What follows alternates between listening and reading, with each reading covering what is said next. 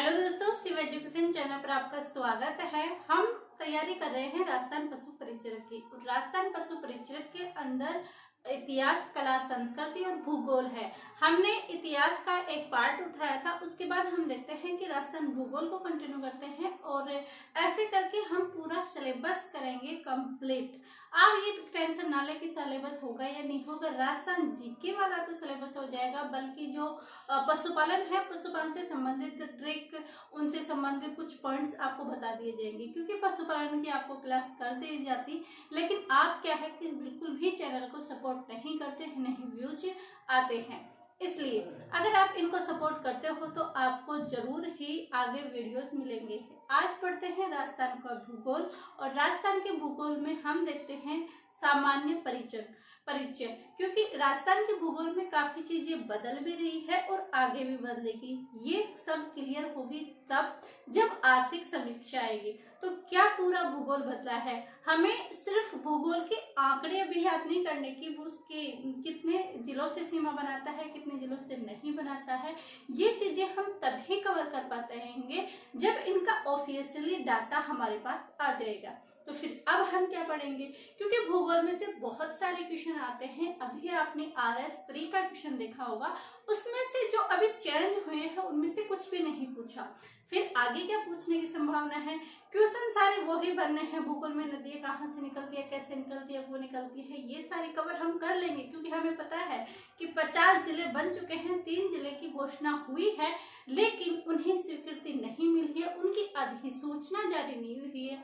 अब गवर्नमेंट देखते हैं कि कौन सी आती है। अगर यही गवर्नमेंट वापस आई तो इनकी हो सके तो इसमें 2024 के अंदर हो जाए, और अगर गवर्नमेंट चेंज होती है तो देखते हैं कि क्या होता है, क्या नहीं होता। इन 3 जिलों बने या नहीं बने, इन वजह से हम अपना सिलेबस पीछे नहीं छोड़ सकते, क्योंकि सिलेबस हम पूरा कवर करना, उसके बाद रिवीजन भी करना, टेस्ट देना, यही हमें सबसे करना है, ताकि हम 150 में से 145 नंबर ला सके।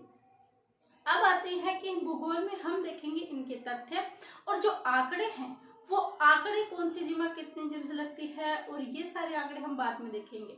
अगर हमने 19 जिले याद कर लिए हैं तो बाद में हम 3 जिले भी बड़े आसानी से याद कर ले। लेकिन पहले ये सोच समझ भी तो रखें कि 19 जिले कौन कौन से बने हैं। काफी स्टूडेंटों को ये भी नहीं पता होगा कि 19 जिले बने हैं तो कौन से बने हैं, 3 संभाग बने हैं तो कौन से बने हैं, किन चीजों से टूटकर कौन सा नया रूप बना है। तो अब भूगोल चालू करने का ये मेरा इरादा था कि मैं आपके ओनली एक समय सीमा निर्धारण कर पाऊं कि ये सीमा इससे लगती है, ये इतने जिलों से लगती है, ये यहाँ से चल पाती है। तो वो चीजें एक बार बेसिक हमारा माइंड में हो जाएगा। उसके बाद हम इसमें थोड़ा सा बढ़ाएंगे और इसके अंदर 2 महीने के बाद आंकड़े भी डाल देंगे। तो इससे क्या होगा, कवर करने में आसानी होगी, क्योंकि हम जिले पहले याद कर चुके होंगे, ये कहाँ कहाँ स्थित है, किन से टूटकर बना है, ये चीजें और याद हो जाएगी। उसके बाद सिर्फ एक ही तो चीज बचेगी, वो बचेगी क्या, कि इनकी आंकड़े हमें याद करने पड़ेंगे, और आंकड़े करंट अफेयर में भी आते हैं। तो उस चीजों की आप बिल्कुल भी कतई टेंशन मत लें, क्योंकि आंकड़े आपको तभी बताए जाएंगे जब ऑफिशियल आएंगे, क्योंकि उससे पहले व्हाट्सएप, इंस्टाग्राम इन सब पर आते हैं, लेकिन ऑथेंटिक नहीं है। ये आपके एग्जाम में नंबर घटा सकते हैं, तो इन चीजों में न आए। अब देखते हैं हम कि जैसे फलोदी जिला था, फलोदी जिला पाकिस्तान से सीमा लगाता है या नहीं लगाता, लेकिन अभी कुछ फेक न्यूज़ों की वजह से बोला गया था कि फलोदी सीमा लगाता है। लेकिन जब ऑफिशियली डाटा, न्यूज़पेपर, इनमें साफ क्लियर कर दिया गया है कि फलोदी जिला पाकिस्तान से सीमा नहीं लगाता है। तो ऐसे समय निर्धारण ये हम ऑफिशियल डाटा की ही मानेंगे और ऑथेंटिक ही आपको पढ़ाएंगे, और जब तक ऑथेंटिक नहीं आएगा, जब तक आपको कोई इन्फॉर्मेशन नहीं दी जाएगी।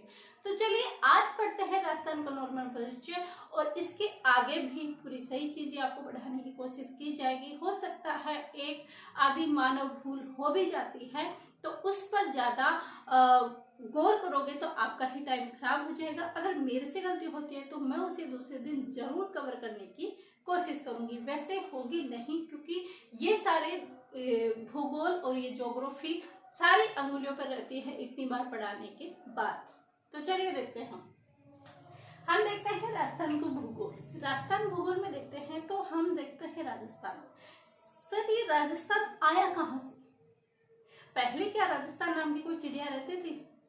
जी नहीं, पहले कोई राजस्थान नाम नहीं था, इसका कोई जिला नहीं था, इसमें जितने जिले अभी बने हुए हैं ये सब नहीं थे। फिर ये क्या थे?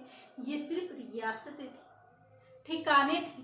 यहाँ पर राजपूतों के शासक थे। एक बार आरएस प्री में पूछा गया था कि राजस्थान के अंदर शासक कौन से थे? राजपूताने शासक थे। तो राजपूताने शासक क्यों थे? बाकी और भी तो लोग रहते थे, और क्यों नहीं रहते? क्योंकि राजस्थान में राजपूतों अधिकतर था, बल्कि गुर्जर भी बने हैं, लेकिन अधिकांशतः राजपूताना का शासन था, ठिकाने थे, रियासतें थी, ये चीजें यहाँ पर थी। राजस्थान नाम का कोई चीज यहाँ पर नहीं था। लेकिन जैसे ही हमारा देश आजाद होता है, एकीकरण बनता है, ये होते हैं, तब जाके इनका नाम राजस्थान पड़ता है।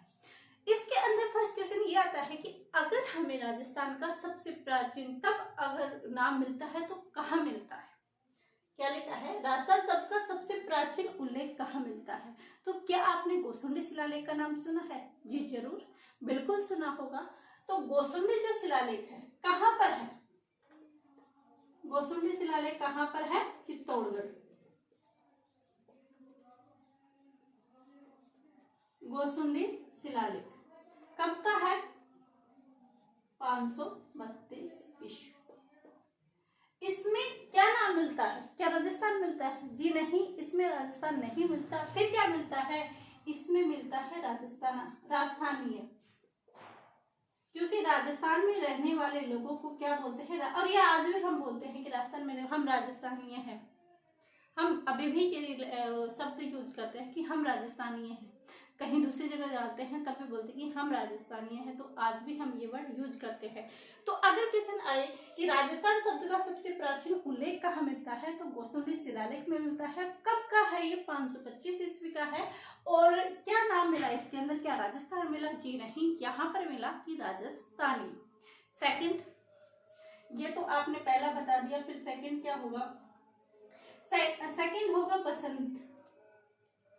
बसंतगढ़ शिलालेख। अब आपसे कोई पूछे कि ये बसंतगढ़ शिलालेख है, ये है कहाँ? क्या ये बसंतगढ़ जो शिलालेख है ये है कहाँ? तो ये सिरोही में है। बसंतगढ़ शिलालेख कहाँ है? सिरोही में है। लेकिन ये है कब का? क्या 525 है? जी नहीं, 525 तो गोसुंडा शिलालेख है। फिर ये कब का है? कौन सा?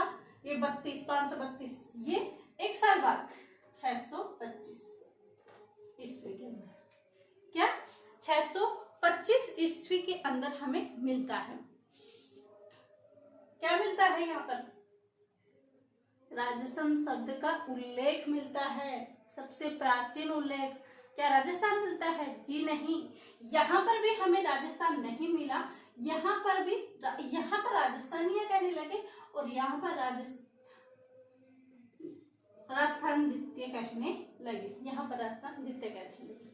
ये हमें सबसे प्राचीन मिल जाते हैं। इसके बाद हमें ऋग्वेद में मिलते हैं। यानी क्वेश्चन आया कि वेदों में क्या मिलता है, तो वेदों में हमें ब्रह्मवट मिलता है। क्या मिलता है? ब्रह्मवट मिलता है। फिर उसके बाद राजस्थान शब्द का सर्वप्रथम प्रयोग किसने किया?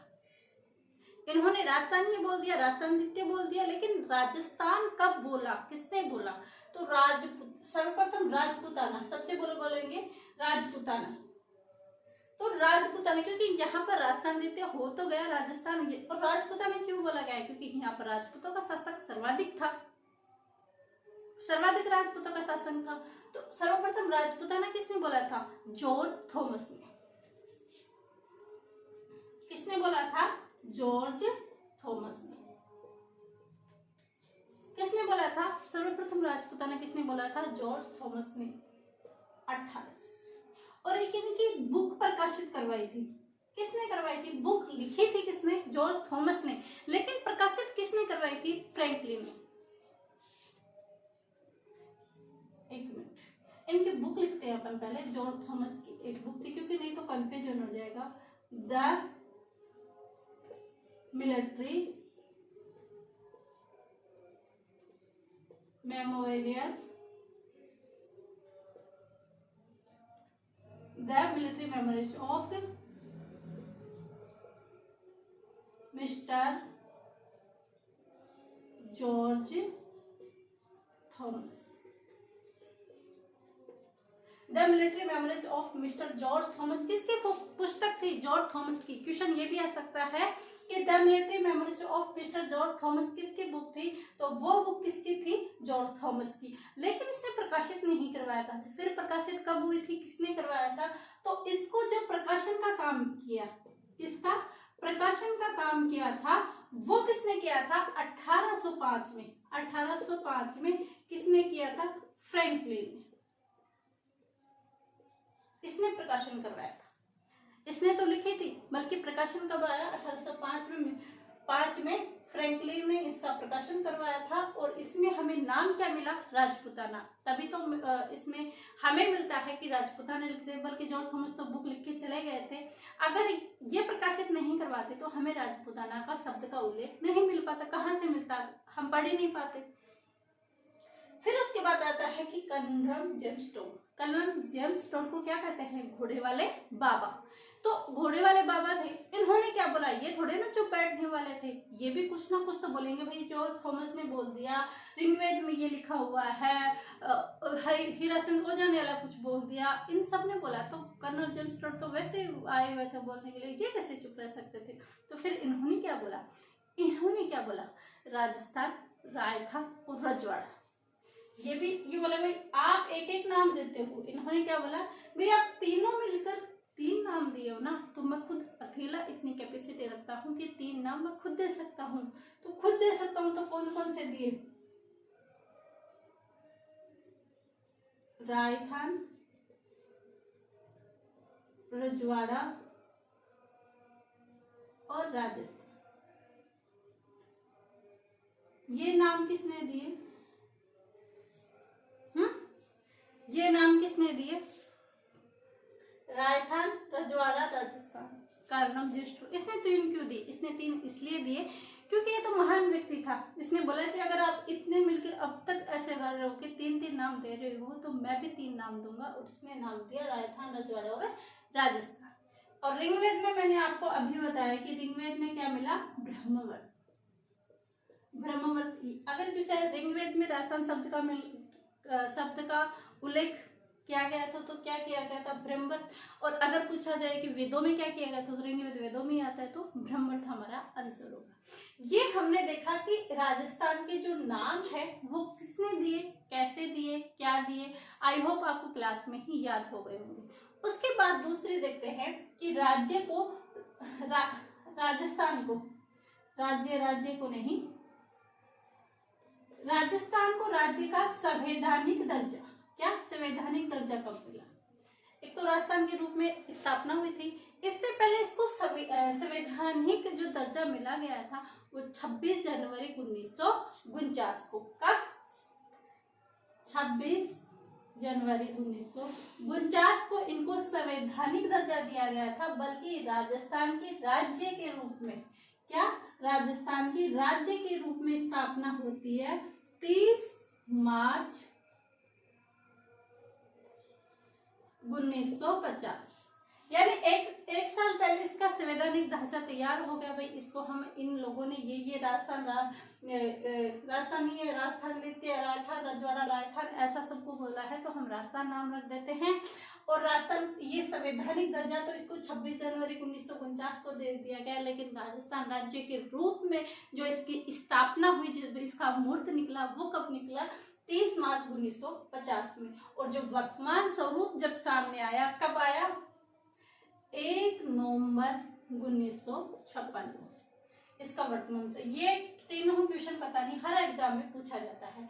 और एकीकरण के ये तीनों चीजें समझ में आएगी कि राजस्थान को राज्य का संवैधानिक दर्जा 26 जनवरी 1949 को, राजस्थान की राज्य के रूप में स्थापना 30 मार्च 1950 को, और राजस्थान स्थापना दिवस भी हम कब मनाते हैं?